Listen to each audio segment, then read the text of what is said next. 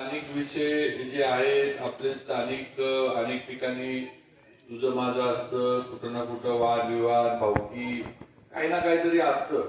ही निवडणूक ह्या सगळ्या गोष्टींची निवडणूक नाही हे लक्षात घ्या. ही निवडणूक भारताचं, आपल्या देशाचं, आपल्या राष्ट्राचं भवितव्य ठरवणारी निवडणूक आहे. आज जगमीनमधल्या बूथवर झालेलं एक मतदान हे भारताचा पंतप्रधान कोण होणार आहे हे ठरवणार आहे. आज वावदऱ्यामध्ये झालेलं बूथवरचं तुम्ही जाल आणि बटन दाबाल, ते बटन दाबल्यानंतर आपल्या देशाची सुरक्षा ही कुणाच्या हातामध्ये तुम्ही देणार आहे हे ते एक दाबलेलं बटन ठरवणार आहे. किंवा अगदी अगदी आपलं शेवटचं गाव आपल्या इथलं आहे, जांभ्यामध्ये सुद्धा झालेलं जे मतदान असेल त्याच्यातनं भारताच्या विकासाचा, भारताच्या प्रगतीचा निर्णय होणार आहे हे आपण लक्षात घेतलं पाहिजे. आणि सगळं करत असताना आज आपल्याला बघणं गरजेचं आहे की गेले 10 वर्ष भारतीय जनता पार्टीचे प्रमुख म्हणून, देशाचे प्रमुख म्हणून पंतप्रधान नरेंद्रजी मोदी यांनी जे काम केलंय. आताच भैयानं सगळ्या माझ्या माता भगिनी आहेत त्यांना विचारलं मोदींचे पैसे येतात का नाही, तर येतात, खात्यामध्ये जमा होतात.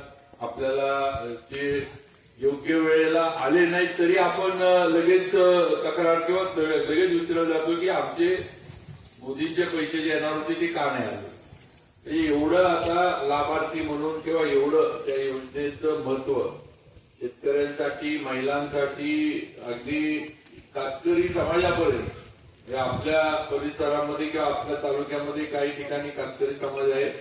अगदी कातकरी समाजांना त्यांच्या हक्काचं घर, त्यांच्या हक्काचा रस्ता, त्यांच्या हक्काचं पिण्याचं पाणी, त्यांच्या हक्काची स्ट्रीट लाईट एवढं सगळं देण्याचं काम हे आज नरेंद्र मोदींच्या योजनांच्या माध्यमातून होते. आज कोविड लागला तेव्हापासून मोफत अन्न आणि धान्य देण्याचं काम पंतप्रधान नरेंद्र मोदी यांनी केले आणि त्यांनी जाहीर केले की हे पुढे सुद्धा आम्ही 2029 पर्यंत चालू ठेवणार आहे.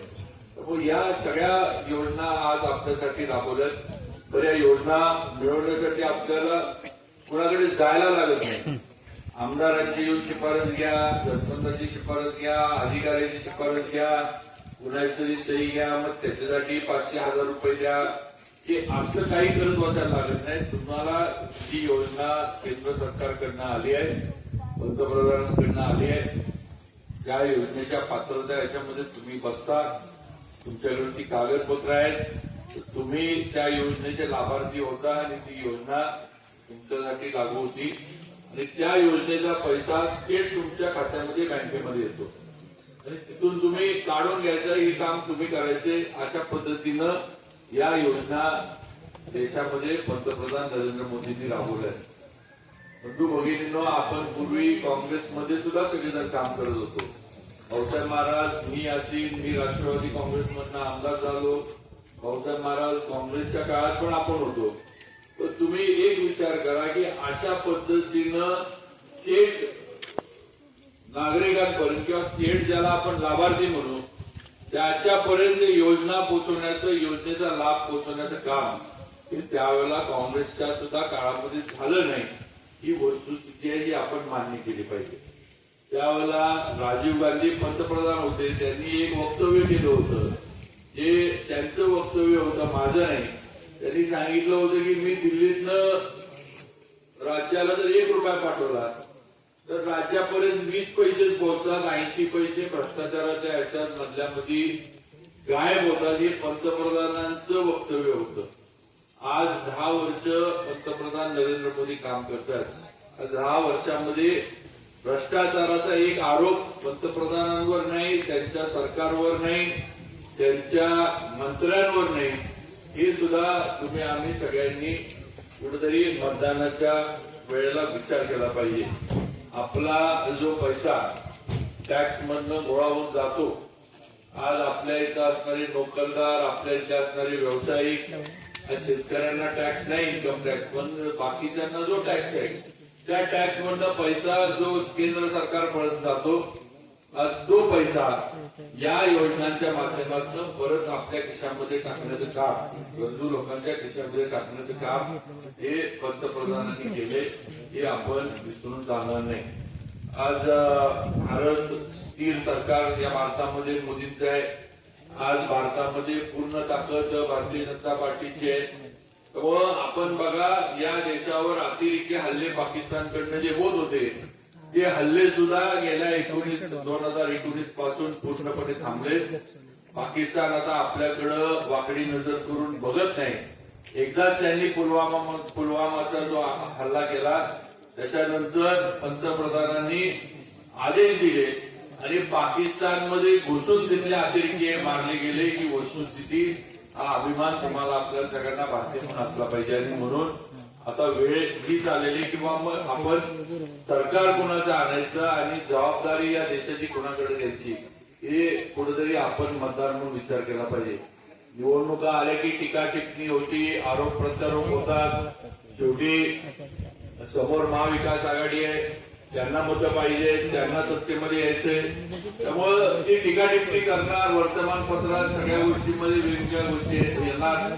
पण शेवटी आपल्याला जे दिसतंय आणि ज्याचा अनुभव आपण घेतोय त्याच्यावर आपण मतदान केलं पाहिजे असं मला तरी स्पष्टपणे सांगावंसं वाटतं. आज आपल्याला आपल्या देशाची जगातली ओळख ही बदलल्याला आपल्याला दिसते. आज भारतीयांना जगामध्ये सन्मानानं वागवलं जातं हे आज तुम्ही बघू शकता. भारतीयांना कुठेही गेले तर आदरानं भारतीयांना वागवलं जातं हे तुम्ही बघू शकता. आपली मुलं मुली आता शिकायला फॉरेनला जातात. मला आपल्याला विनंती करायची, कुणी कुणाचंही घरातलं कुठलंही माणूस फॉरेनला असेल तर त्यांना विचारा की तिथं भारतीय म्हणलं की त्या देशामध्ये तुम्हाला कशी वागणूक मिळते. 100% त्याचं उत्तर येणार सन्मानाची आणि आदराची वागणूक आम्हाला मिळते. कारण हा दबदबा आपल्या भारताचा जगामध्ये नरेंद्र मोदींच्या मुळे निर्माण झालाय. तुम्ही आम्ही भारतीय नागरिक म्हणून विसरून चालणार नाही. आज मोदी हे पंतप्रधान पदाचे उमेदवार म्हणून त्यांना जाहीर केले. भारतीय जनता पार्टी महायुतीनं आपला एकीकडे उमेदवार जाहीर केला किंवा उद्या सरकार आमचं आल्यानंतर आमचा पंतप्रधान हा नरेंद्र मोदी होणार. दुसरीकडे महाविकास आघाडीचे सगळे जे काही पक्ष आहेत त्यांनी अजून पंतप्रधानाचा उमेदवार कोण होणार हे ते जाहीर करू शकले नाही. त्यांच्यामध्ये एकही नाही हे तुम्ही दुसरीकडे बघू शकता. मला आपल्याला विचारायचे की उद्या समजा चुकून होणार नाहीये, तुम्हाला आम्हाला सगळ्यांना माहिती, चुकून जर या महाविकास आघाडीचं सरकार स्थापन करण्याच्या परिस्थितीमध्ये जर हे आले आणि उद्या राहुल गांधी जर म्हटले की मला पंतप्रधान व्हायचंय, ममता बॅनर्जी जर म्हणली नाही मला तुमचं नाव मान्य नाही, मी आघाडीतनं बाहेर पडते, किंवा ममता बॅनर्जी म्हणली मला पंतप्रधान व्हायचंय, मुलायम सिंगचा मुलगा उत्तर प्रदेश मधला जर म्हणला नाही मला मान्य नाही, मी आघाडीतनं बाहेर पडतोय, किंवा दक्षिणेतले जे पक्ष आहेत मग ते स्टॅलिन वगैरे ही मंडळी असतील ते जर म्हणले किंवा आम्हाला उत्तरेतला कोण चालणार नाही आम्ही बाहेर पडतोय, तर देशात जी अस्थिरता निर्माण होईल या अस्थिरतेला तुम्ही आम्ही मतदार जबाबदार असणार हे आपण सगळ्यांनी लक्षात घेतलं पाहिजे. आणि म्हणून या सगळ्या गोष्टींचा विचार करा. अस्थिरता निर्माण झाली की शेजारचं पाकिस्तान जे राष्ट्र आहे ते आपल्यामध्ये लगेच घुसायचं, अतिरेकी कारवाया करायच्या, कुठं बॉम्बस्फोट घडवायचे, आपली जी अर्थव्यवस्था आहे ती कशी मोडून पडत हा प्रयत्न सगळा पाकिस्तानकडनं सुरू होणार. म्हणून देशाची सुरक्षा, देशामध्ये स्थिरता आणि देशाची प्रगती आणि भारताला महासत्ता करण्याच्या मार्गावर ज्या भारत निघालाय ज्या वाटेवर, जर भारताला आपण महासत्तेच्या यादीमध्ये आपल्याला सगळ्यांना आणायचं असेल तर नरेंद्र मोदी शिवाय आपल्याला पर्याय नाही हे इथं बसलेल्या प्रत्येकानं लक्षात घेतलं पाहिजे.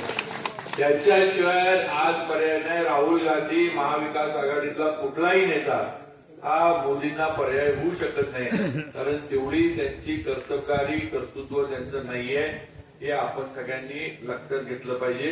हे मला या निमित्तानं आपल्या सगळ्यांना सांगायचंय. आणि म्हणून मी विनंती करायला आलोय की आपण सगळ्यांनी भारतीय जनता पार्टीला मत द्या, उदयनराजेंना मत द्या. बाकी तालुक्याच्या स्थानिक विकास कामांमध्ये आपण सगळे तुम्ही मी भैया आप्पा जयराम काकी आप्पा पुण्याचे नाव घेऊ. आपण ज्या ज्या वेळेला विषय घेतो आपण भेटतो, आपण त्याच्यावर मार्ग काढतो. रस्ते झाले, पाण्याच्या योजना सुरू आहेत. आज पर्यटनाच्या दृष्टीनं आपल्याला आता पुढे जायचंय, कारण जोपर्यंत पर्यटन आपल्याकडे वाढत नाही तोपर्यंत खऱ्या अर्थानं या भागाचं, म्हणजे भैया म्हटला पण मी थोडं त्यात दुरुस्ती करतो, सोनं कधी होईल आपल्या भागाचं ज्या वेळेला आपल्याकडे पर्यटक महाबळेश्वर सारखे यायला लागतील त्यावेळेला आपल्या भागाचं सोनं होईल. तर तोपर्यंत आपल्या भागाचं सोनं होणार नाही हे लक्षात घेतलं पाहिजे.